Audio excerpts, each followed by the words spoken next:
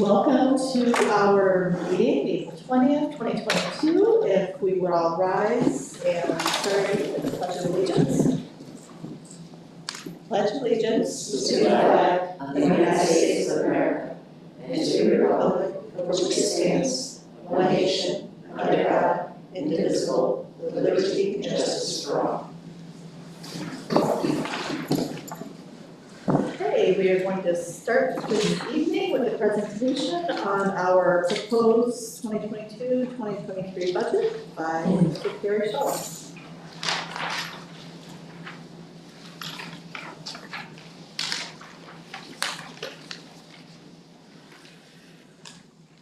Congratulations, by the way. We just did our first round of school tours over break, and a little daunting. Exciting. Where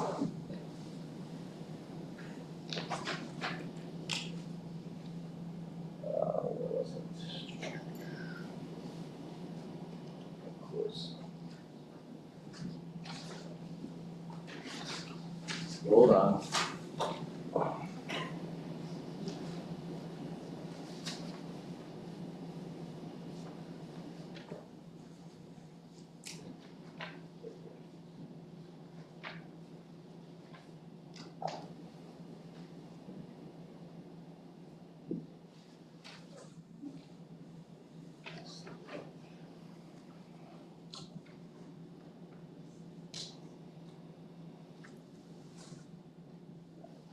Sorry. So, if anyone is sick of hearing about budgets, I am, by the way, and I'm kind of sick about talking about them. It gets old after a while, especially when you start around December. And then continue to look at the other budget that's still in play, so it's constantly day by day. But we talked about this very early on. We build a budget based upon the vision and the mission of the district, taking everything, whether it be a BOCES expense, whether it be supplies and materials, textbooks, we always break that out and really look to see how it aligns with the program, how it aligns with the vision and the mission of the district. So, and that continues even after we enact the budget. So, I don't think there's a day that doesn't go by in our office that we're not talking about something related to the budget and how it aligns and how it works. There are probably some conversations in our office that we talk about, that probably are like, why would they be ordering that, or why are they trying to do that? But it's a lot of stuff that we look at even after it's enacted to make sure that it continues, because things change just like anything else day by day. We're always looking to make sure that it aligns with what we're looking for and what our mission and vision are. So, we've gone back and forth quite a few times with the budget workshops. We've been around probably $500,000 increase the whole time. Probably around 460 at one point. We're about 520 right now. We've been around 2.3% increase, 2.34. We're about 2.46 right now with a proposed tax levy of 1.25%. That was the last budget workshop. It was on April 4th. I think that was the date, Monday. And we talked about how can we do that, how can we go from a 1.5% tax levy, which we were sitting at most of the time. We actually were at 1.75 at one point, down to 1.25. Working on over break, working on before break, we were able to do that. Probably in, I would say, the lowest tax levy in the area. I think we talked about this too, that there is a tax levy out there that's at 0%. I think that's Unadilla Valley that had to do that, and they had a negative tax cap. That's why they had to go out with 0. But 1.25%, as far as I know, is the lowest in the region. We're still doing this with, of course, not making any cuts. Looking at some changes within a few contractual items, but a lot of this $520,000 increase is really based upon energy costs. We talked about that a lot. We do our heating fuel, diesel, right through a BOCES bid. They are still waiting to actually have feelers out right now for the bids and see where they land. We won't know for another couple of weeks. So we built in a little cushion to make sure that we allow anything above. Right now, I think we're at $4.25 a gallon. If we go above that, we have a little cushion in another area to offset that if needed. We're also seeing increased electric costs. We buy into that also as we lock into a fixed rate. We've, on a regular basis, done about a 2-year contract with an outsourced energy provider, and we were probably around probably about half, 50 cents a kilowatt. We're going now to it looks like about 0.65. So we haven't really signed anything on that. We're looking at, they gave me a quote yesterday, I asked them to hold on. We don't have to really sign off on anything until mid-May. So we still have some time. The budget, just real quick, we increased our contractual costs for OT, along with energy costs are boring, I understand that. The real fun of it though, we did increase our OT, which is a contractual cost through BOCES. We were at a 0.8, we're going to a 1.0. We have had some increases in BOCES costs also, more with some programs, but also some of their costs went up. We're seeing more students attend CTE over the last 3-year average, so that went up too. All in all, when you see these larger percentage changes, 17% in debt service, that is attributed to the project, which is both, we have the large project, which has not gone to bond yet, that's still in a band, kind of floating in a band situation right now. That'll go to bond before the first of the year, and we also have the abatement project. So that is in a band situation also, and that will also go to a bond before the first of the year. 6% increase in fuel transportation. That's based upon contractual costs, but also based upon diesel fuel. So those energy costs are going up and pushing that budget line. Building maintenance, 13% increase. That's heating fuel. There's some contractual costs in there that push it, but nothing, the heating fuel is the big one. No equipment, no big equipment purchases in that line. The rest are pretty low. General support is a little under 0.5 percentage point. Instructional is actually down with some of the retirements that we have. We're also taking some of the expenses that we looked at that were requests for next year and purchasing out of this year's budget. So that's bringing that instruction down a little bit. Just to clarify though, Mr. Schultz, that decrease does not represent any staff cuts due to retirements. No, in fact, the last conversation we had, I know that looks pretty crazy in the fact that we're seeing that kind of decrease, but when you're taking out a large portion of some equipment, you're looking at supplies and materials, some larger orders that we can do this year. Right. It drops it down considerably. We have a couple retirements that'll bring that down. But no, it's not. In fact, out of that instructional budget, we have budgeted the possibility of bringing in what we had talked about prior, an assistant principal position or a shared administrative role. Yep. Position. So that's in this budget. Revenues, I've talked before, your state aid doesn't really move that much, usually under 2%. We did get new aid runs, the final aid runs of the budget, there were no changes. They made it look like we had a lot of changes, but they increased our transportation aid that we would never receive. I've said it before when they say that we're going to receive $720,000 and we've never received that. So we always budget conservative, probably around $450,000, $500,000 for that. They do split out building aid, so we will be seeing building aid that's attached to those band payments. They will come in. Property taxes 1.25%. Fund balance about 1.31. Actually, the reserve should be down here under interfund transfers. We're allocating some of the reserve, some additional reserve money to offset to get to a 1.25 also. And then the last one is other. BOCES aid is under other. It's not considered a state aid because it's a separate aid category when it comes in. So we always kind of list that as an other piece. Interest and earnings is in that number also. It looks like a huge increase, 27%, but 120,000, 128. Not a whole lot. Proposed tax levy impact, please don't take this as the truth behind everything. Every township we have, 4 out of the 7 have the same tax rate because they're assessed at 100%. If you're not assessed at 100%, your tax rate is much different. And it can change year to year. You know, if Delhi decides that they have more assessed property, people have built more in this area, they end up eating more of the pie. That's the way to look at it, kind of. So that, we always look at it based upon a true value rate, which is about 100%, that's 100% assessed value. about $13.60 per $1,000 of assessed value. $100,000 home with basic star is about $1.33 increase per month. $150,000 house would see about a $2 increase per month, $24 for the year. And then a $200,000 home with basic star would see about $2.66 increase per month.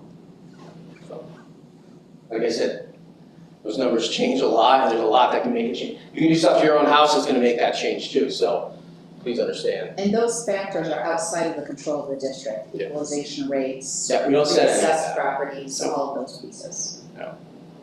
So, again, just kind of recap, 1.25% tax increase, percentage increase spending is a little under 2.5%. Balanced budget, another one in the hopper. I always get a little hesitant sometimes, like, all right, now I gotta see if it works. You got a whole year to see if it'll work correctly, so it will. I'm positive about it. This is a little different. We usually have 2 or 3 different things on the ballot, or 3 different things we did. We had, I think, 3 or 4 last year. This year we have 3 vacancies for 3-year terms, and then the budget. That's the ballot this year. Pretty simple. So, we will have our budget hearing on May 9th. That we will go through and talk about the budget again. We're obligated to have that budget hearing each year. We'll do that at 6 o'clock.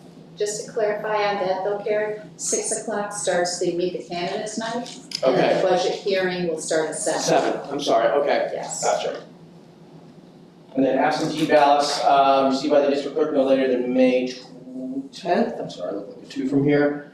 Mailed or May 16th if being picked up in person. That's all I have. Questions? I just want to thank you, Carrie, for all the hours and work of pouring over the many revisions that we've asked for in developing this, including working over spring break to bring a final budget to us. And just want to thank the board for asking really important questions and encouraging us to continue to go back to the drawing board to seek different and more creative solutions as we develop the budget this year. But I'm fully confident in what we're putting before our taxpayers next month, and just ask for everyone's support.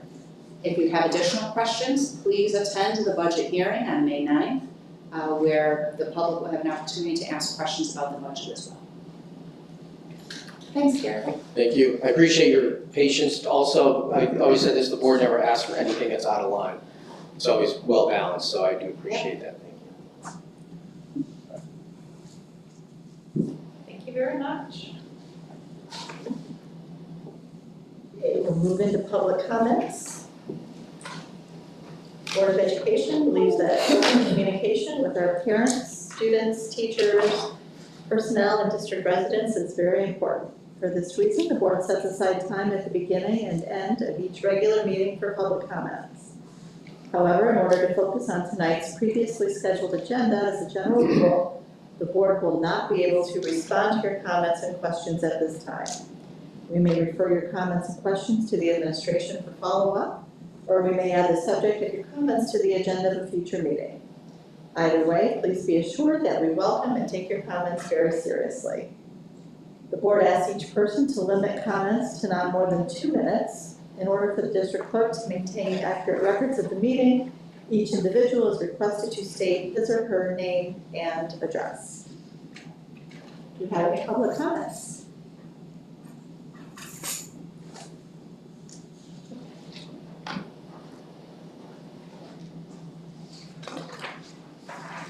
These are the routine matters. May I motion, please, to approve the minutes of the budget workshop meeting held on March 14th, 2022. Warren, and the second? Second, Lucy, thank you. Any questions or comments? All in favor? Aye. The motion is carried. Motion, please, to approve the minutes of the budget workshop meeting held on March 21st, 2022. So Seth, and the second? Second. Warren, thank you. Any questions or comments? All in favor, say aye. Aye.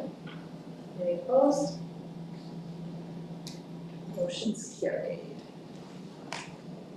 Motion, please, to approve the minutes of the regular meeting held on March 28th, 2022. This is abstaining from this, as she was not present for the meeting. So, Kim, and a second? Second. Second, Seth, thank you. Any questions or comments? All in favor, say aye. Aye. Any opposed? Motion's carried. A motion, please, to approve minutes of the budget workshop meeting held on April 4th, 2022. So, thank you. And a second? Second. Kim, thank you. Any questions or comments? All in favor? Aye. Any opposed? Okay, the motion is carried. And we move to personnel recommendations. A motion, please, to approve all personnel recommendations. So. I'll second. Second. Thank you. Any questions or comments? All in favor, say aye. Aye. Any opposed? Okay, the motion's carried.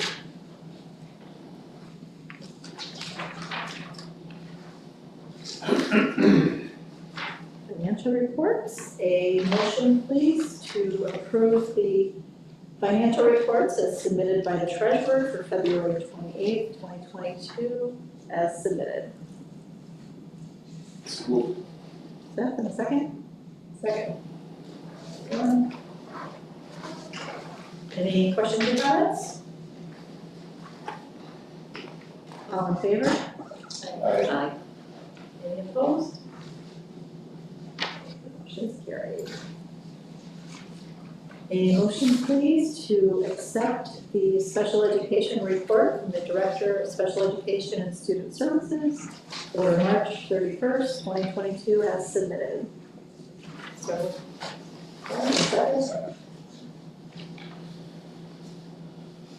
any questions or comments? All in favor? Aye. Any nays? Okay, motion is carried. Principal reports. We'll start this evening with our elementary school and Julie Mabel.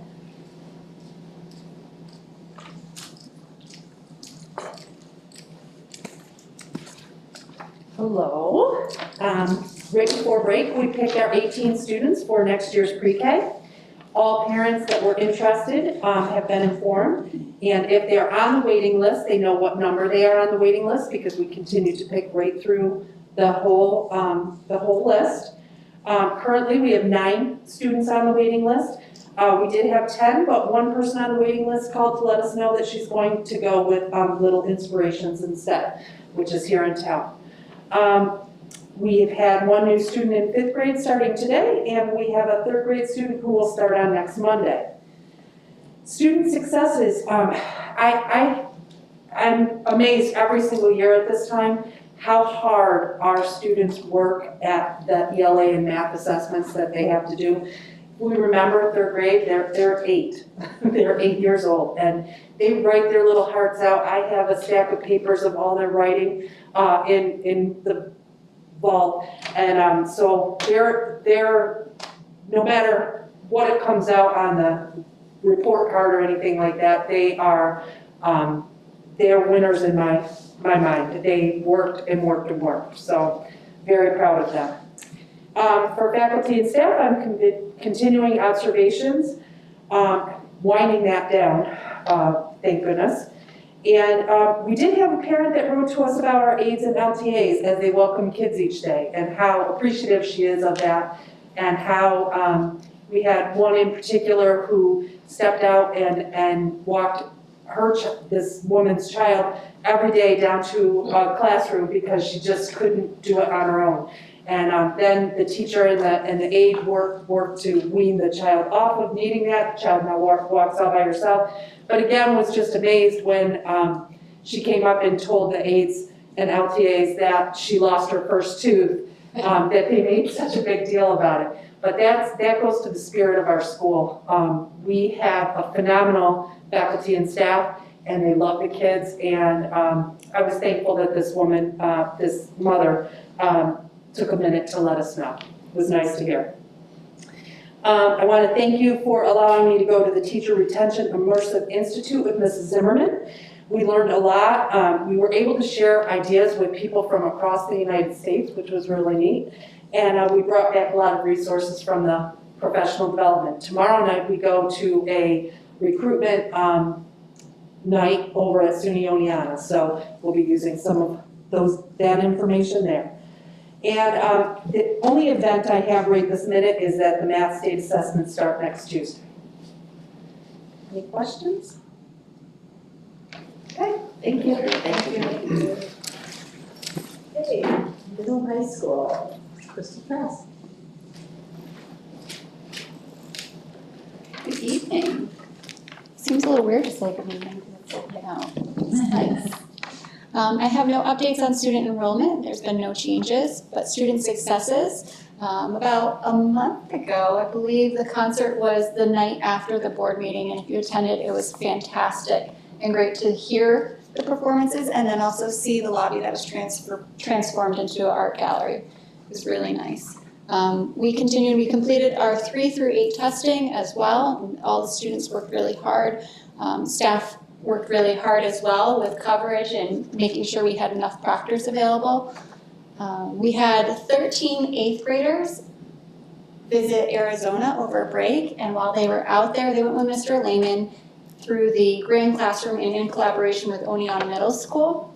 While they were out there, they visited the Grand Canyon, Slide Rock, Sedona, Flagstaff, Hoover Dam, and other places. On the displays, you'll see some of the pictures. They're really great to look at. They had a wonderful time. Our SAD organization hosted a Bulldog Boost with the elementary school where they presented information on what does it mean to be a Bulldog, and then at dismissal, the SAD members were cheering on with the Bulldog there, the students as they were boarding their buses, and it was so great to see the elementary students really excited to meet the Bulldog, and the excitement that they had for them was cute. Julie, I'm wrapping up observations and other staff updates. We're welcoming back Kim Collison and Amy Linder. It was actually Amy Linder's first day back in the district today. And a huge thank you to Mr. Paris and Mrs. Crick for their time serving as substitutes in the district. And Mrs. Shearer and I had attended the College and Career for Every Student, a one-day conference in Essex, where we shared how we were incorporating the program here at DA, but also learned from other districts how they were incorporating the program at their districts and ways for us to grow the program here. Events coming up, we have math 3 through 8 testing set to begin next week. We have AP testing coming up the second week of May. We have a scholar recognition dinner and ceremony. I'm not going to reveal who our student and teacher awardees are yet. Save that for the May board meeting, stay tuned. And we have our National Junior Honor Society induction ceremony on May 19th during the day at 2 p.m. Any questions? Okay, thank you. Departmental reports. I believe I just saw Mr. Ferraro on here. I did. There you go. So stealthy.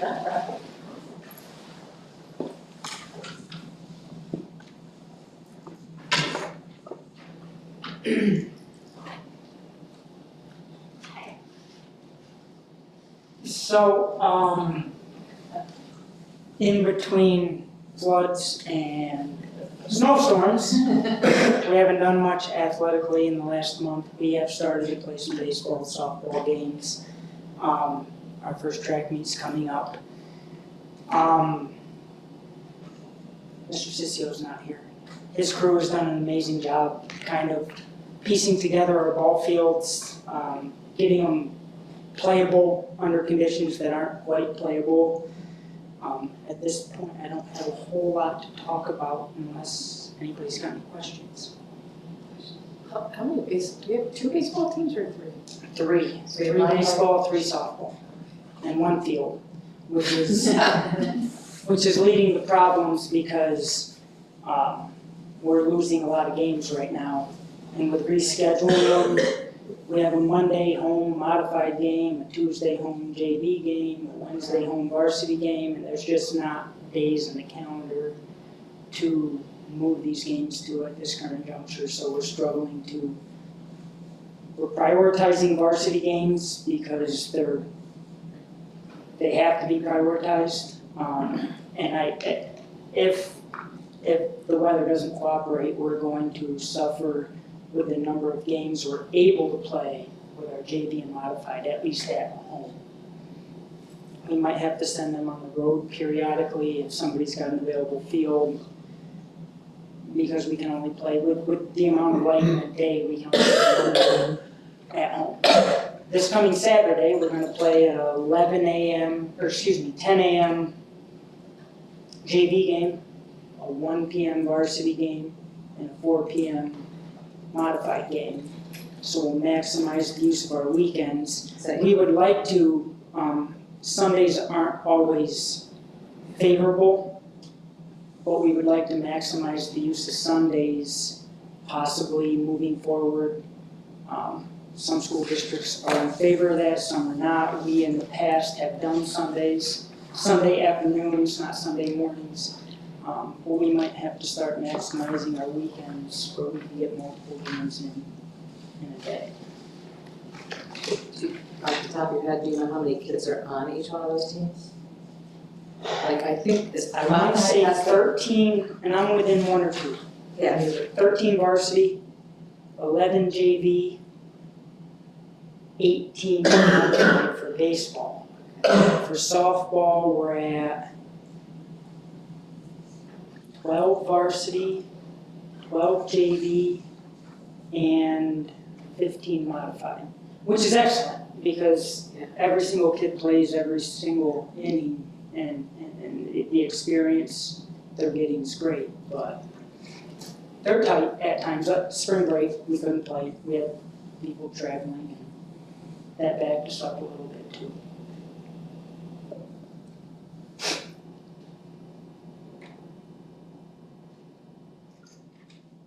Any other questions for Joe? Thank you. Thank you. Thank you. Okay, Mr. Schultz, going to give the building and grounds report? Sure. Very light. David and his crew did quite a bit of work during the break, one of them being basically flushing the entire high school heating system and doing something we probably should have done many years ago. Just had, and it's a pretty pricey job, but we were able to flush all the units here. I guess with it inside your heating system, especially here we have glycol, we have water, it should come out a pink color, it was coming out black. And that's just from years and years and years of just flowing through the same process. So we did have a crew that came in over the break, took care of that. We're hoping that'll kind of get everything back to normal and get a nice clean system that we're working with. Clogging and backing up of some of these systems will hopefully be done and be gone. How often should something like that be done? I don't know. Oh, I was just curious. No. How often do you have to Annually. dump out your, your septic tanks at Well, home? I don't know. Annually, I don't think we could afford annually. I know that it probably flushing out, maybe it's just the glycol, replacing the glycol. On a rotating cycle. Right, exactly. This was a complete purge of the entire system and so I think maybe a lighter way of doing it, yeah, we probably could do something a little different, yeah. When I asked the question of when was the last time it was done, quite a few people who have been here much longer than I have, they said, not since I've been here. So, it should be done on a more annual basis. David had brought that to our, we talked about it, and Bill Bartlett had talked about it before he left. He was seeing kind of an issue. It is tested every year. In fact, I think it's tested twice a year to look at the quality of what's coming out of there. So, it just was getting worse and worse, and it's not a cheap task. So we were able to capitalize on it this year. About 70,000.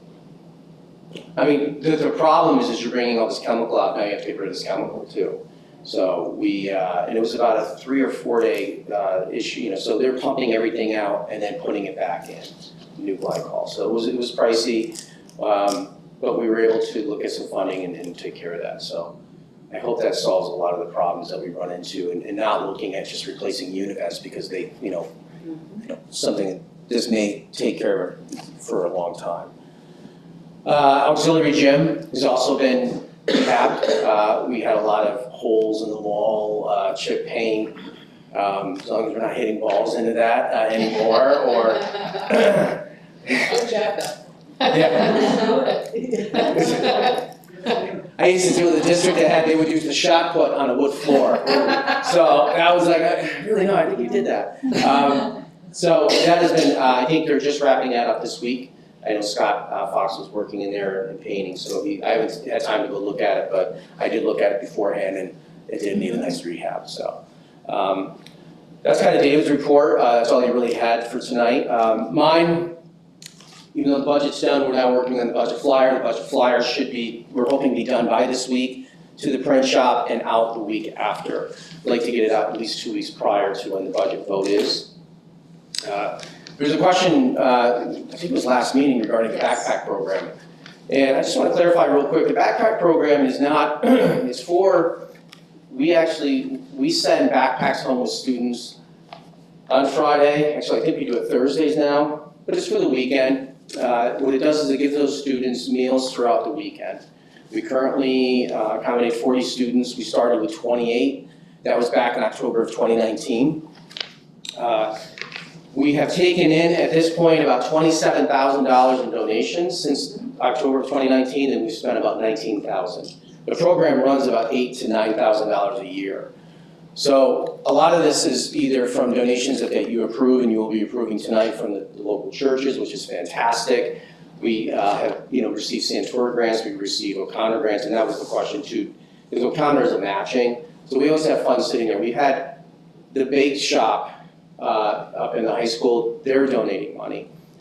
We're very fortunate enough to have a lot of people who think this is a great program, and I agree with them 100%. It is a fantastic program. Right now, we've capped it at about 40. I think we're okay at 40. I don't think we're sitting there seeing a huge additional need at this point. But I give Chris and her crew a lot of credit, along with Greg, who gets those on the buses for the students, but they do it every single week.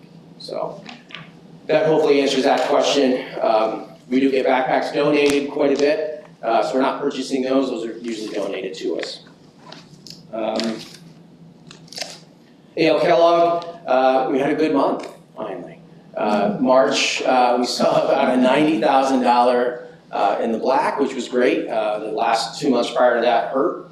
Looking at the market today, they were up again. We've seen the market in the last probably 5 or 6 days up about 1,000 points. So hopefully that trend continues. Playground equipment has been ordered for the pre-K. We have not ordered a base yet, or any kind of covering at this point. I know that's still part of the discussion, but it would be easy and quick to get. Engineered mulch, we talked about that. There was the one product that I had looked at was more of the, I thought what it was more of like the Pergo flooring, and which they do have a product like that. It gets matted very easily. I guess it absorbs a lot of water, sometimes more than most, but there is an engineered mulch, which is not chemically treated. That's what they call that. So that's what we're looking at right now. I haven't done anything with that yet. Let's see, we sent a letter of intent for the tennis courts to AstroTurf, did that before the break, just to lock in some rates at this point. And we purchased a track timing system, which I didn't know how was important. That next day, I went to my first track meet and realized that it wasn't here, but no one had stopwatches, and I was like, oh, this is pretty seamless, and we were doing it the opposite the entire time. So we were fortunate enough with some of the logging revenue to go and buy that track timing system. This will probably eliminate how many needed people on the track? That's huge. 6. What's that? 10. At least, right? So, we should have that, I think, probably by next week. They said a 3-week turnaround. It'll be about 3 weeks by then. Gary, just to clarify on your comments regarding the mulch on the playground. I know that there's been a big topic of discussion with this board. It's certainly, we heard comments from the community last time. The board unanimously decided to go with the wood mulch. So just to clarify, the engineered mulch, that's in that family that you're. Okay, all right, then I'll talk to them about that tomorrow. Yes. No problem. Yes. And they gave me a quote for that, I just said, hold off, we'll back it off for now and just get the equipment ordered, that would be more of the Correct. timing material, so. Yes. But yeah, we'll take care of that, It absolutely. doesn't change the direction that we're headed, just to clarify. I'll take care of that this week. Thanks. Any other questions?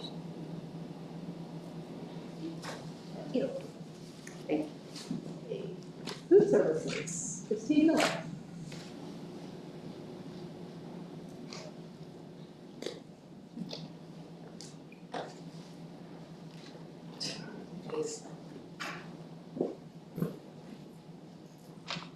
Good evening. I do not have a lot to report on. As Jeff said, between the floods and the snowstorms, I think we've had about 6 serving days. So I did an average. We have like 100 breakfasts in the high school and then 200, 250 in both the elementary and the high school for lunches. We are seeing a little bit, finding more product with our disposable. I know we talked about that a little bit in one of the other board meetings, that I'm having trouble with our supply chain, but that seems to be turning around. So that's good.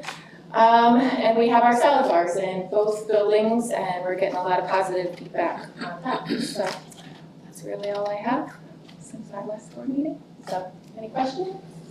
No? Thank you.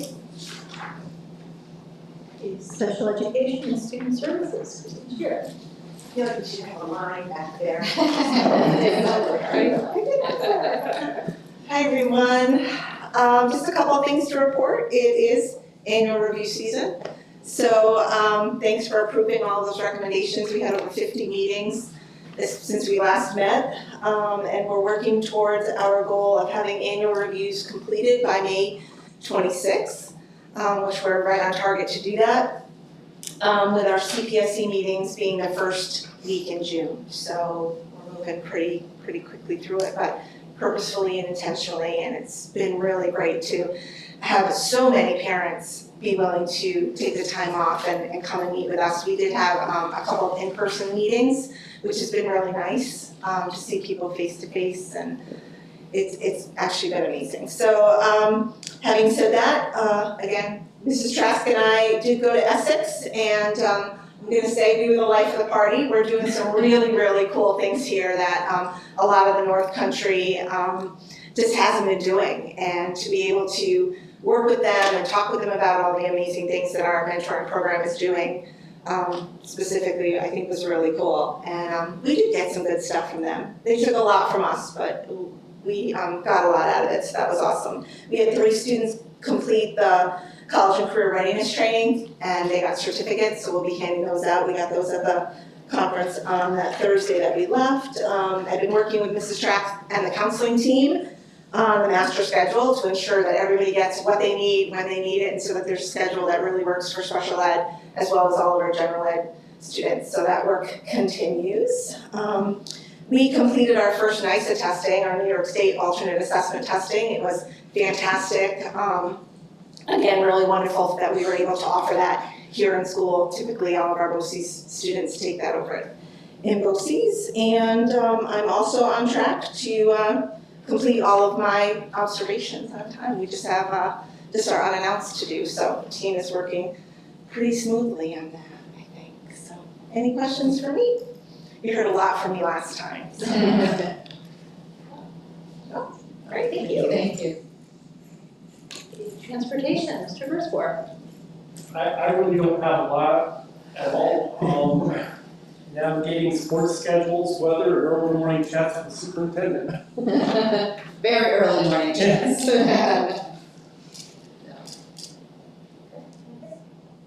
All right, this is Zimmerman, superintendent's report. Let's see what,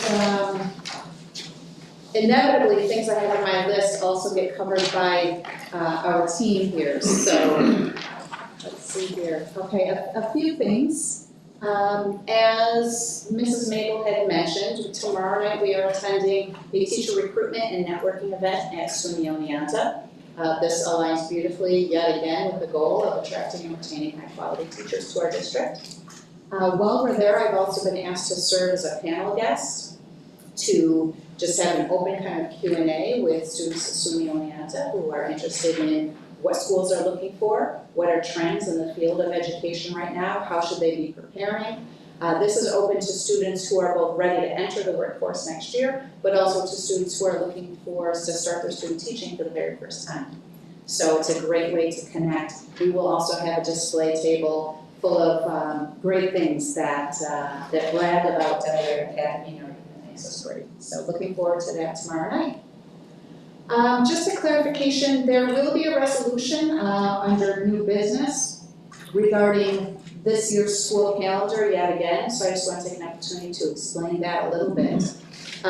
With the unexpected flooding and then the snow and power outages, that resulted in 2 more snow days that we hadn't anticipated when we made a previous recommendation to give back some of those days.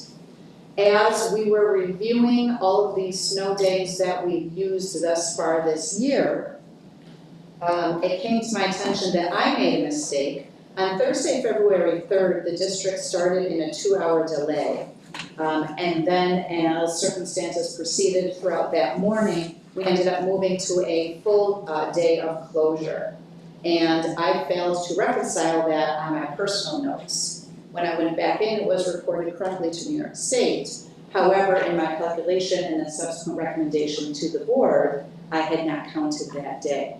So that combined with the unexpected day prior to break and following break, we are now out of snow days, which means we do need to put the Friday before Memorial Day and the Tuesday after back in as days of session days where our students and staff are reporting to school. So that just gives a little background on the reason why as we approach that resolution later in the meeting tonight. Mrs. Mabel and I met with the executive board of our newly formed PTA, and they are planning a kids' night out on May 20th. It's sort of resurrecting and putting a new twist on an opportunity for parents to deliver their children to various volunteers of our PTA, and we brainstormed a number of fun and engaging activities and events for students to participate in. Right now, this is just at the elementary school. We also brainstormed some ideas too of things that we could do at the middle and high school level. But I'm excited to be working with PTA on planning for that. Graduation is coming up fast and furious. I've been working with Mrs. Tucker, who is our senior class advisor, on what the plans are for graduation, and also working with public health, asking questions about what is allowable this year. Our senior class very much wants to return back to the traditional auditorium in-house graduation. And I'm happy to say that we're able to accommodate that this year. When we look at our the capacity in both the auditorium and in the balcony, we have more than enough seating for families to sit in family units with just 1 seat in between. We don't have to stagger the rows, which allows us to probably have around 10 guests per graduate. And also reopen that to our faculty and staff to participate. So I'm really excited about graduation this year. We will have students who are rising juniors serve as our ushers, which again, we're just kind of returning back to that tradition. So we're super excited about that. And then finally, as we are preparing for our Meet the Candidates night, as Mr. Schultz mentioned earlier, we have 6 candidates running for 3 open seats on our board. Meet the Candidates night will be on May 9th from 6 to 7 p.m. And it will be moderated by our speech and debate club, as we do every year. The speech and debate club historically has also been the body that develops the questions that are asked of the candidates. And in order to help them out with this year, I'm working on developing a survey to put out to our community. Again, to further engage our community, not to solicit questions per se, but just to share what the role of the Board of Education is, what the role of board members are, and what kind of characteristics and traits are they looking for in successful board members. And then we'll take the results of that survey to help the Speech and Debate Club review that and come up with questions for our board members. That is open for our board members and candidates. That is open to the public, but there will not be opportunity for the public to directly ask questions just because of the interest of time. But it is open for viewing. That will also be mainstreamed, live streamed, for those who cannot attend the regular event. In the past, people in the audience were able to write questions that they would like to mention to or ask the candidates. Okay. And that was given to the debate team. So I think Okay. that was the norm, correct? We have, yeah. Yeah. I'm concerned time-wise with I know, but it always six has been people. in the past where even faculty members who are present can ask a question, not ask a question, but write a question down, and then it was always whittled down, because several of them overlap. And what we were able to ask in Yes. the time frame. Yep. Okay. Is that a practice that the board is interested in continuing? I don't understand how it's gonna work. They do that the same night that the And it always has been. debate team have to organize what they're doing.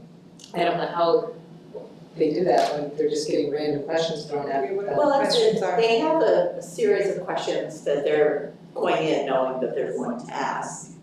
And depending on the time that's left, we would have the opportunity to pull a few questions out. And, but quite honestly, with six candidates, it's. Right. I know, and I Probably not gonna get through a lot of I would run that questions. by the advisor of the speech and debate team. That's kind of putting. Oh, it I was wanna lost. make sure they're fine with that, because I mean, they then have to kind of, be the go-between between a full question from an audience that's all. I'm not sure if it was, It's been a lot of years since we've had somebody from the audience ask a question, Mrs. Kelly. The questions have come from the Speech and Debate Club. They've That's had what I already remember. for several years now. And just for clarification, when they did do that, the questions were filtered through speech and debate. Exactly. Probably see if they're appropriate. That's what I'm saying, And how they do, would that's see what I'm the saying, how audience. they're gonna do that Yes. So they will not be random and just read off. Right. Right. It'll be proper. Yeah. So, I don't think it's appropriate the way it's explained unless they have questions ahead of time that they can, you know what I mean? So if you would like, I can have this conversation with the debate club. Okay. And see which form they are most comfortable with moving forward. Okay, sorry, because now I'm also thinking about the candidates and how, I don't know how, like, because I've had to do that too, I don't know how I would feel about, and it was just the speech and debate team doing it. I don't know, I mean, that's kind of really putting you on, I don't know how you feel about that, maybe it's fine, but. Well, look, it's no different. You won't know the questions anyway. They don't put them out ahead of time, so they're all. Yeah, so that's what I'm saying, that's what I'm saying, it has to be organized somehow ahead of time, that it's not just like a cold call from the audience directed at one Right. candidate, and then nobody else gets that same question, Yeah. it'll be like this No, weird no, question. same You know what I mean, I just think it has to be fair and it has to be, it can't just be like a, So the format, the format for the past few years, from my experience, has been that Speech and Debate Club has determined a series of questions. And the past 2 years, I have seen those ahead of time, just to provide feedback and to make sure the questions align with the role of the board, that there's nothing coming out of left field. And then a question is presented, and every candidate has an opportunity to answer that question. And then they also rotate the order in which they are responded to, so that each person on that stage has a turn to go first, if you will. And then they have a limited amount of time in which to respond to that question. And so, in addition to that, if there is time remaining and the Speech and Debate Club is comfortable with resurrecting a piece of that process, there may be time, I'm guessing maybe 1 or 2 more questions at max, soliciting from an audience And then, Mr. Gray and I perhaps will review the question to see if it's not something that's already been asked or something that is appropriate and in line with the role. Like that same night you would do that? Like right on the spot? Yes, yes. They're probably, well, they're gonna read the bios, which is gonna take a little bit of time. And if there's 2 minutes per person, that's 12 minutes for one question. Right. So 4 questions plus reading the bios is probably gonna take most of the hour. So there probably won't be an opportunity. I just think it needs To to, take any I'm questions hearing from. it's going to be that way, I guess, it just needs to be, I think, organized and, handled by the speech and debate team and fair. Not just, okay. And if there was a random question from the audience that passed through the vetting, right, even though it was live, every person would still have an opportunity to respond. There would not be an ability to target a question to any one specific member. So I'll talk to Mr. Gray Okay. and determine the best way to move forward. Is everyone comfortable with that? That's all I have. Thank you. We've gone to committee reports. Did the ALFL committee have a chance to meet? No. No, not since our last board meeting. Athletic committee? Well, we did have a short meeting. Brief meeting, we talked about code of conduct examples for parents and contracts that we signed for seasons and agreed that it would be continued to be reviewed by administration. This was the beginning of a dialogue. And then we also talked about a reclassifications of the school's athletics. Yeah, Probably Mr. Farrar could add to that, but I think it was like they were gonna make it broader, more classifications. have more championships in New York State. They're going to, what is it now, AAA down to D, right? Is a suggestion that's being considered. So there'd be more championships and not as much condensing of schools. It spreads things out a little bit. We stay a C for the most part in that alignment. It changes things around in some of our kind of sister league in the IAC more so than it does in the MAC league. Leaves most of the Ds in the area at D. There's some changing between B and A. It looked like the most significant in the papers that you gave us, Jeff. But not, and that would be for next year, would be the year after, if that was to be enacted.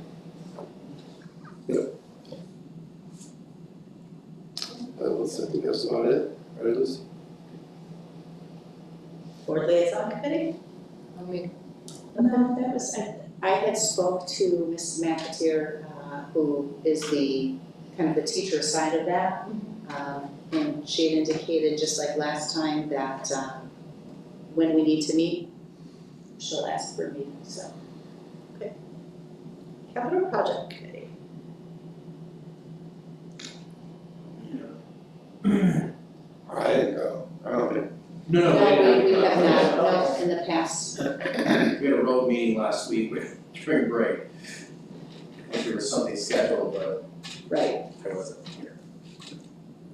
Okay, finance? Do you want to comment on that? Yeah, we reviewed, just got an update from Kelly and Carrie about the existing contracts and where we were with contracts, and then one more look at the budget, a couple details about that. Was there anything else that we? It's relatively short. Pretty quick because it was today we were. Just some Yeah. Yeah, it was just. We did, we met, yeah, we met despite the snow day. Remember it was 8 foot of snow out there, right? Oh. That's right, and we still met. Seems like a long time ago to us. Policy committee? We also met on a snow day. Yes, we did. What are you reading? That we're reading tonight? Yes. So, what we don't read that. We have 2 policies coming right up for our first reading. Technology Committee? We haven't met since our last. Yeah, policy review and adoption, we have the first reading of number 6768, which is the community use of school facilities. We spent a little time just adding some clarification to that policy. So please take a minute, review it. If you have any questions or comments, let us know. And then we also a first reading of our policy number 75, our gender neutral bathrooms, which I think we stated at the last meeting, we're in compliance with what we need to be. We just didn't have the procedure in place to demonstrate that. So first readings of those two policies. With the gender neutral bathrooms too, Tam, because this is just bringing us kind of up to speed on that, if the board wanted to, we could move right to adoption on this one too tonight. And I think that'd be fine. There's really not there's nothing to change. No, this came out 2 years ago, where districts were told this is a required policy. It's pretty straightforward. That it's basically the district will designate single occupancy bathrooms as gender neutral and shall be clearly designated as such by the signage located near or on each bathroom door. Single occupancy bathrooms may also be designated as family bathrooms or assisted bathrooms for individuals with disabilities. That's been our practice. So we put the law into practice, we have just not codified it in policy. She answered my question. The signs are already there. Yes. I'm comfortable with that for that one, but the other one is the use policy, is that a new policy? No. That's a revision of an Yes. existing policy? Yes, yeah, and if I can give a little more background on that. This came up because there was some question specific to a not-for-profit group that was interested in using our facilities and said, and because of our status as not-for-profit, are we still obligated to pay the associated fees? It was an organization where all the students are students of Delaware Academy.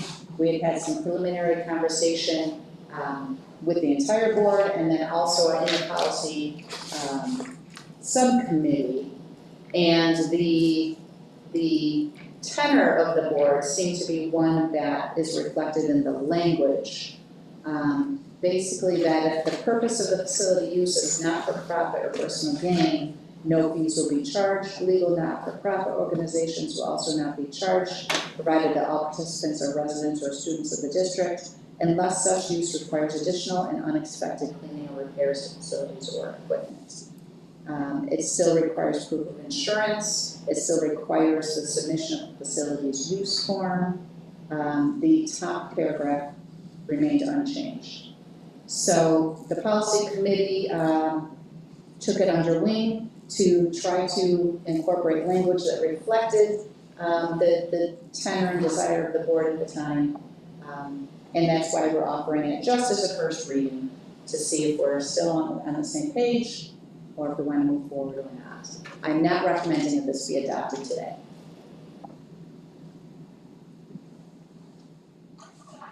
Did you have questions, John? Yeah. Yes. Can I ask a quick question? How does that policy as it relates to use, because they're not residents of the district with the college? Will we be charging their athletic teams as we continue to strengthen our relationship when they come here, when we go there? It's a great question. My thought, and again, this is just my personal opinion, is that this policy would not necessarily bind us to engage in those kind of mutual agreements. So if we have a separate agreement with SUNY Delhi that's a quid pro quo, where they are using our facilities, we are using theirs, this would not necessarily apply to that. These are, this is more for Little League or Pee Wee football, or community wants to come in and have a meeting here, those kind of things. Did we find out if they do something to the Pee Wee football field, or if we were charging them to like repair the field or something? Do you know the answer to that, Jeff, or maybe Carrie, you know, that we don't charge Pee Wee to line the fields and that, correct? All right. We provide lines for youth soccer, youth football, most of our. And we have not charged those organizations? Yeah, okay.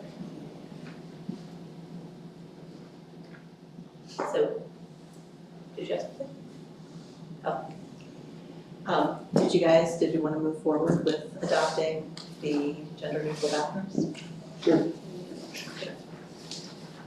If I could have a motion to do a third and final reading and adopt policy number 75 for the gender neutral bathrooms. So moved. Lucy, in a second? Second. Sean, thank you. Any questions or comments? All in favor? Aye. Any opposed? Okay, motion is carried.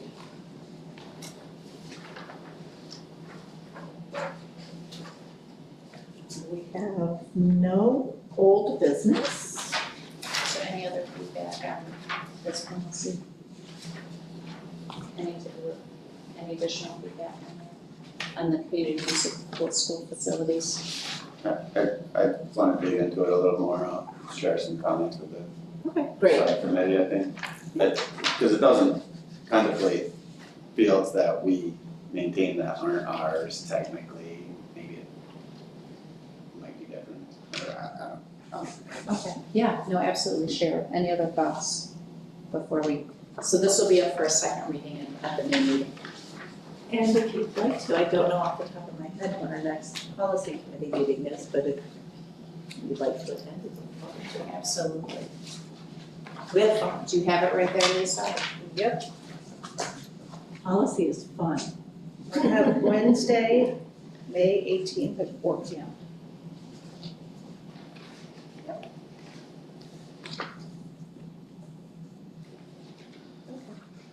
So yeah, otherwise, just give us your comments and we can follow the questions, but we'd love to have you.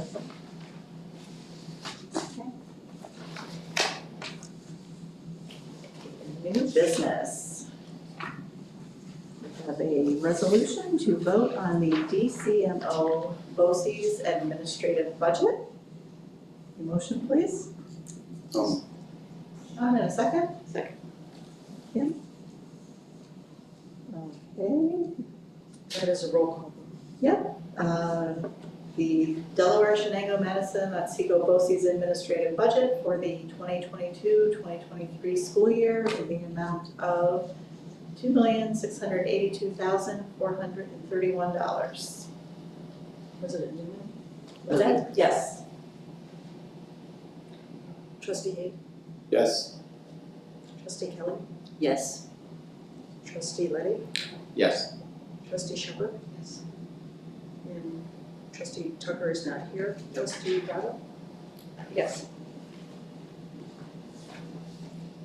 Okay, so that is approved. Along with that, we have a resolution to vote for the DCMO BOCES Board of Education candidates.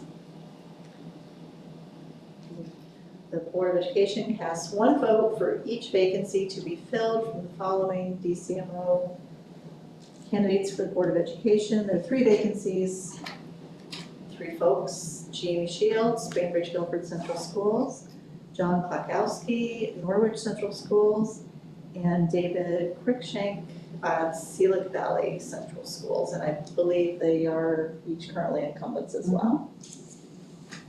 Motion please to approve these candidates. And second? Second. I want to thank you. Any questions or comments? All in favor? Aye. Any nays? Motion is carried. A resolution to accept the Delhi Educational Support Staff Association agreement. Motion please. So moved. And a second? Second. Okay, Sean, thank you. Any questions or comments?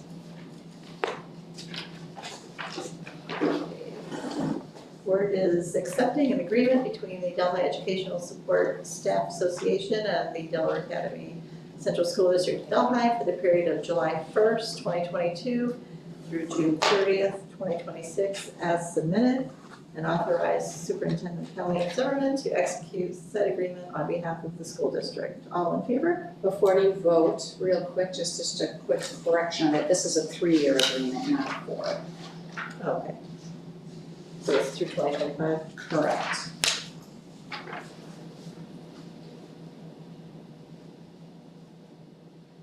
All in favor for the 3-year agreement? Aye. Aye. Any nays? Motion is carried. We have to adopt our proposed 2022-2023 budget. Be it resolved that the Delaware Academy Central School District at Delhi Board of Education, Delaware County, New York, adopts a budget for the 2022-2023 school year in the amount of $21,568,423 to be put before voters on Tuesday, May 17th, 2022, for current obligations or so much thereof as may be necessary shall be raised by the levy of a tax upon the taxable property of said school district and collected in annual installments as provided by section 416 of education law, and in anticipation of such tax obligations of said school district will be issued. This is a roll call vote. President Newman, Yes. Trustee Hay, Yes. Trustee Kelly, Yes. Trustee Letty, Yes. Trustee Shepherd, Yes. Trustee Robert. Yes. And the budget is adopted. Motion and a second. We had that? No, we did not. Yes, did we have a motion? We did. I'll make the motion. We need, yeah. Okay, second. Second. Thank you, Sean. It's like saying grace after we eat. Well, at least we said it. And we have a next resolution to deny a transportation request. Or denies a request to provide transportation of a student residing in the Delaware Academy Central School District who will be attending the Otsego Christian Academy in Otsego, New York for the 2022-2023 school year. And just to clarify, this is a preschool age student. Yes. The Board of Education denies the request for this transportation because education law does not require school districts to provide transportation to non-public pre-K students. Motion, please. So Kim, thank you. And a second? Second. Thank you. Any questions or comments? All in favor? Aye. Any nays? Motion's carried.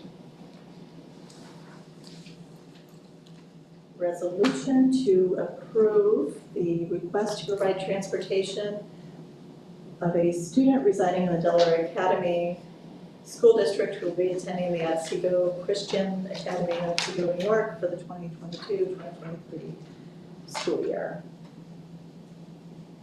Motion, please, to approve that request. Okay, Lauren, and a second? Lisa? Any questions or comments? All in favor? Aye. Any nays? Motion is carried. And finally, a resolution to deny transportation of a student residing in the Delaware Academy Central School District who will be attending the Bovina Montessori School for the 2022-2023 school year.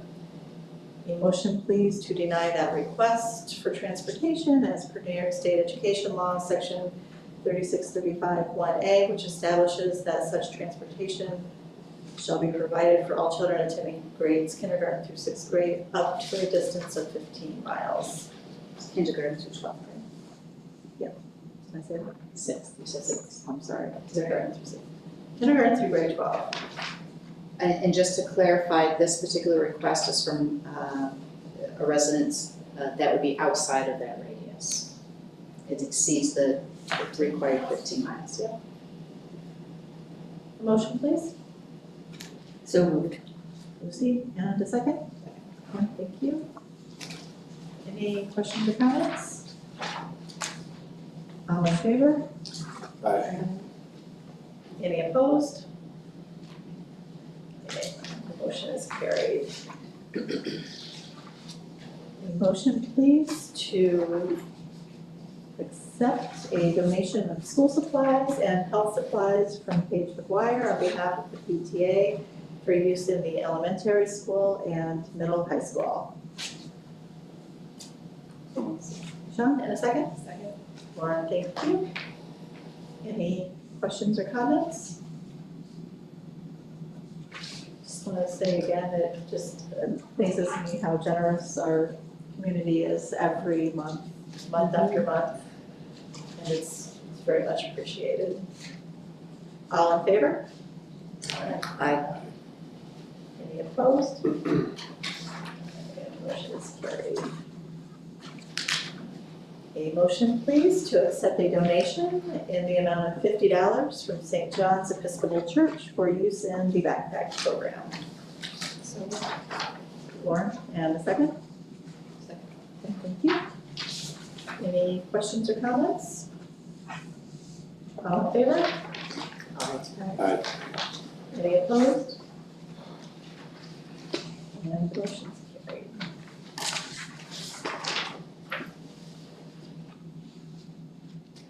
Motion, please, to amend the academic calendar for the school year 2021-2022. And this is to take back the snow days, take back the take-backs. Take back the give-backs. As Mrs. Zimmerman explained in her report. Have a motion, please? So moved. And As painful as it is, so Who wants moved. to know that? Please. Not all at once, please. And who wants to share in the pain? Second. Thank you. Any questions or comments? Unfortunate. All in favor? Aye. Any nays? Okay, the motion is carried. Okay, we will go to public comments. Again, I will say the Board of Education welcomes comments and questions during this session, but they will not respond to the comments or questions at this time. Items or issues you wish the board to consider for action or discussion may be placed on the board agenda by contacting the district clerk or superintendent 1 week prior to the board meeting. Do we have any public comments? Okay. Move on to board comments. We'll start down with Trustee Shepherd. Yeah, I, when I was asking Mr. Farrar questions about the number of kids on the baseball teams and how many there were, I just have questions and concerns about, I know my son is on the modified team. He said there were 18 kids. I thought there were a few more than that. Sean, did some leave you? I don't know. I thought originally there were 22, but 18 still, it doesn't matter.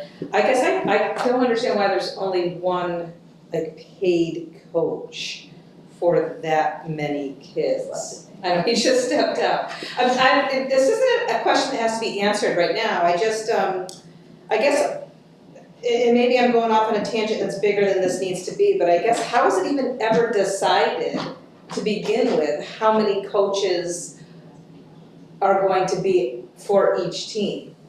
You know what I mean? Like certain teams have 3 or 4, certain teams have 2, certain teams only have 1. I just wondered how that happened. And if I should be worried that it's a safety issue for only having one coach for that many kids. I missed the first half. Sorry? I- That's why I was asking you questions about exactly how many baseball teams there are and how many kids are on each team. Because my son's on the modified baseball team, and I haven't talked to the coach at all. This is just, I don't know how he's doing it by himself. And it sparked me to ask these questions tonight because on our agenda tonight, we approved a paid position for an assistant for varsity, but then there's a volunteer who's gonna help out for modified. And I guess I don't really understand that because when, I don't care if there's 12 kids on the team, I don't know how one person can coach a baseball team. There's just, it's extremely difficult. And if he's got 18 kids, I don't know, there's so much involved. I worry about the safety of how could he be with the pitchers when they're batting. I don't get how one person's doing it. So, I guess, well, you don't even have to answer that. I guess I'm advocating for more help, some more paid help. I don't know. So I think that's the real question that you're asking, because we Yeah. did approve a volunteer, so, Yeah. you know, so we have extra hands on the field. So I believe that your question is, why is that position not paid the $1,000 stipend aligned with what we approved for varsity, which is paid? And my first thought was that it was contractual, because it doesn't exist, because we added the extra this year. But if you can elaborate on that at all, Jeff, from your perspective, that'd be great. a couple years back, we created a position called program assistant, which is the $1,000 stipend. And I'm sorry, for We- what? For we varsity budget for baseball 7 or of A those sport? a year. I'm sorry? I budget for 7 of those a year. They can flow between sports. And they can fluctuate. Okay. If 36 girls sign up for soccer, oh boy, we need help. You know, if, in an area of need. And not saying baseball's not an area of need, the reason the varsity coach is paid, there's added responsibility at the varsity level. We have pitch counts. We need someone sitting there keeping a book, keeping the pitch count, being the third base coach. There's a ton of added responsibility because a pitcher can only pitch a certain amount of pitches in a certain amount of days. It's a crazy mathematical equation, but the responsibility is just a touch greater, and the attention to detail needs to be a touch greater at varsity because we risk forfeiture of games if we don't abide by the rules. At the modified level, our volunteer is probably working with the outfielders, hitting fly balls, while the paid coach is working with the infielders, hitting ground balls. Maybe the coach is working with the pitchers, but I think the level of responsibility is much greater with the 17 and 18-year-olds as it is the 12 and 13-year-olds, which we're just trying to develop basic skills with. That's kind of. Thank you, but I still, I don't know if the board would entertain it or not. I think it's kind of irresponsible to expect volunteers to take on this role when I don't know, it's not feasible for one person to coach a baseball team, even if there was only 9 kids on the team. And there's 18 kids on this team. I don't know how if you ever coached baseball, you can't, one person can't do it. That's all. I'm just advocating if this board would ever consider it. So I'm saying modified because, my son's on that team, but I don't know about all of them. JV, I don't know about softball. I mean, it's a difficult sport to coach with one person. And I guess it shocks me that we're relying on volunteers when it's just $1,000 stipend. I just surprised that we rely on, it's not a volunteer program. I don't understand why we're relying on volunteers to pick up the slack. I just We have find that volunteers in a number of different sports too that we approve every year. Based on the fluctuations in both student participation and the ability to bring coaches in who are willing, given the expansion that we had on multiple teams this year, tennis is another example. I rely heavily on Jeff's expertise to make those recommendations to us. Yeah. So do I think we're being irresponsible? Absolutely not. I fully trust Jeff's judgment in managing the coaching staff. I don't feel that there's a safety risk because we do have a qualified volunteer. Now, down the line in future budgets, if this is something the board would want to entertain to add additional paid stipends for the program assistants, that's something that we could look at.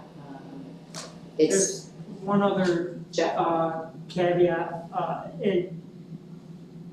4 or 5 years ago, I could recommend volunteers who were uncertified but had CPR and first aid and concussion management. They had to have a minimum amount of courses. Now, when we approve volunteers, they have to be actively working towards their permanent coaching certification. We can't any longer appoint people to work with our kids. Volunteer, program assistant, or paid head coach who don't carry those certifications. And a lot of the times, people who are willing to volunteer will go ahead and take a half an hour CPR course or an hour first aid course, but they don't want to go through the whole gamut of the certification process that New York State requires at this point. The other component too is once someone is a paid program assistant, the expectation is that they're in attendance at all games, at all practices. There's a greater commitment on that part too. Whereas a volunteer has greater flexibility to help out kind of when they're available. I'm not making any assumptions that was the case that entered the decision making here, but it could be another factor that we're just not aware of that is relegated to a private conversation between Jeff and those people who are volunteering for our program. So, to bring resolution, I guess, to your question, if you'd like, I can have follow-up conversations with Jeff specific to this outside of the meeting to see if there's truly a recommendation to include that as a paid position versus volunteer based on his conversations with that individual, and then I can bring that back to the board for consideration. But I guess it's, to me, it's bigger than that, thank you, but to me it's bigger than that because I'm advocating for modified because my son's on the team, but there's also a JV and probably softball teams that could benefit from this too. So I just find it odd that we expect one person to coach a baseball team, knowing everything that's involved in it, no matter what level it is, even Little League, one person can't do it, it's impossible. It's a tough thing to do with one person. And then that person has to then go try to find volunteers. I personally find that odd, but I know it happens, I understand that. I just think that people in this room that know sports know that one coach for baseball is a very difficult task. And I would advocate to get help for all of them. Sorry. No, and again, I don't want to mislead anyone who is attending the board meeting tonight to think that we are understaffed or undercoached based on recommendations from Jeff. At athletic director meetings, we often talk about those types of things. How many football coaches do you employ in a dangerous sport, physical contact, and most of the schools in our league are in the same ballpark of coaches we employ. I can tell you that as we relate to the other baseball and softball teams within our league, we're on par with what they're paying and the number of personnel they're paying to run their program. But Kim, I appreciate your advocacy, and I also appreciate that you clarified that you're talking for all teams. You know, because I would just caution anybody not to come and advocate in personal interest. So. Well, yeah, I mean, So- they're all doing the same thing, the And I same did job that, so alone. I appreciate that you clarified that it's really for all teams and, you know, there are a multitude of factors and decisions that go into staffing of all of our athletic teams. So thanks for that. Yeah, well, thanks for listening, Yeah. thanks for your feedback, appreciate it.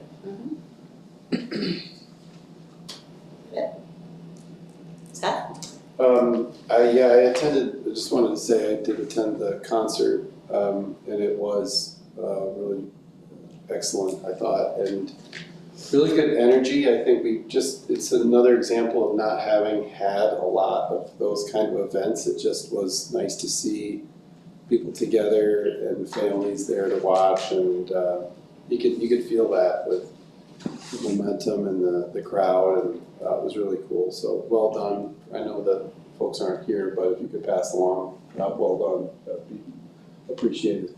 Yeah. Thank you. Trustee Rella? I feel relieved that we've adopted these budgets. It's my first year as a board member, so I feel a little accomplished here. Thank you. And I think it's a really good sign that we have 6 people running for the Board of Education. And I'm grateful that the 3 we have are going to be running again. That's also a really good sign, so thank you all for running. And I think that's it. Mrs. Kelly. I'd like to echo what Mrs. Mabel and you, President Meetin, mentioned about our community, and I'm thankful for the PTA to supporting us and in a worthwhile supplies and health area. I do know so many teachers dip into their own pocket to do those things, so I'm sure the teachers too appreciate that added help. I am also pleased that we are continuing the backpack program, and again, St. John's Episcopal Church has always been ongoing. Almost every month they're contributing funds for that, so I thank them. And I really thank the whole budget committee, including the board, to developing such a budget that I am proud that we're offering a budget that is coming in at such a reasonable 1.25 increase, especially in consideration with what is happening nationally with our inflation rate. And I'm sure it will be appreciated by our community members. So thank you. Mr. Lenny. I don't have much. I just wanted to recognize the effort that Mr. Lehman put into the Grand Canyon trip. I think it was for those kids a once in a lifetime experience potentially. I know they all had a phenomenal time, and I know he put in a lot of extra time and effort and resources into making it happen. Just wanted to recognize his extra work. Yeah, it's late. So today, a few students and I had a follow-up meeting with Mrs. Trask and Ms. Zimmerman about the potential revision of the rules with the backpacks. And we talked about fire codes and student searches. And so the next steps are faculty meetings and meeting the attorney and eventually you guys. So stay tuned for that. That's all I have. Thank you. We appreciate you guys being part of the solution. Very much. They made my job easy. So you can anticipate at the May board meeting seeing a resolution to amend our current code of conduct. I just wanted to say to you, Abby, to joking with my daughter, I was telling her that I was gonna advocate for banning cell phones completely at the school. I was just joking with her, and she's like, I'm gonna tell Abby, and I'm gonna get her to protest. So it was just really great that you're the first person that came to her mind. So, okay. your peers appreciate your role. Thank you. As do we. Absolutely. Just remind everyone of our upcoming meeting dates. We have the budget hearing on May 9th in the auditorium, that's at 7. But we will be having a Meet the Candidates night hosted by our Speech and Debate Club, which will be from 6 to 7. And we would love to have everyone join us to meet the candidates. We have Sean Luddy, Lauren O'Leary, Lucy Kelly, Nathaniel McCarthy, Seth Haight, and Sean Secord. Our annual budget vote and Board of Education elections are on Tuesday, May 17th, 2022. In-person voting in the middle school building, first floor between the gym and the agricultural classroom from noon to 8. Signs will be posted to guide the public to the voting location. Same as it was last year, same location. Now, I know, are they doing I don't know, have you heard from varsity basketball? They are Okay. doing it, yes, that they're working, Mr. Bruce is working with Christine Miller. Okay, so it'll be was it chicken and biscuits, is that what? That's what they did last year. That's what they're doing, same thing this year. Yeah. It's a great fundraiser. They Yes, sold out. well, folks look forward to it, that's why Good. I went to check. And our regular Board of Education meeting next will be Monday, May 23rd, 2022, in the High School Media Library Center at 5 p.m. It is anticipated the Board of Education will convene an executive session at 5 p.m. and return to open session at 6. The deadline for items to be placed on the board agenda is the Tuesday prior to each Board of Education meeting. If you have any questions, please contact the district clerk at 607-746-1306. This time, I'll take a motion to enter into executive session. I do not need a second. Okay, I will take a motion to adjourn the meeting. Just wanted to mention, upcoming blood drive tomorrow. Oh, the blood drive. Yes, in case people haven't been aware, I think there's still some openings. Great. Thank you here at Delaware Academy. Do you have any details on that, Crystal? The blood drive for tomorrow? And it's in the oxygen. Yes. Yes. Absolutely. Okay, terrific. Just to remind people, Yeah, that's great, thank you. desperate need. Yes. And on the second?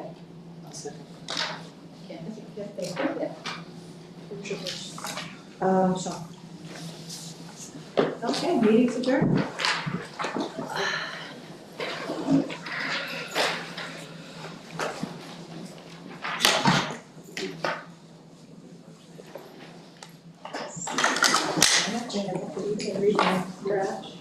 I compared to mine.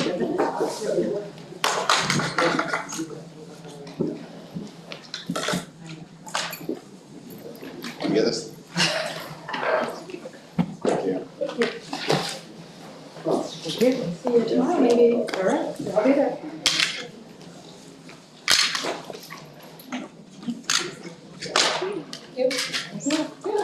No. You want my pen?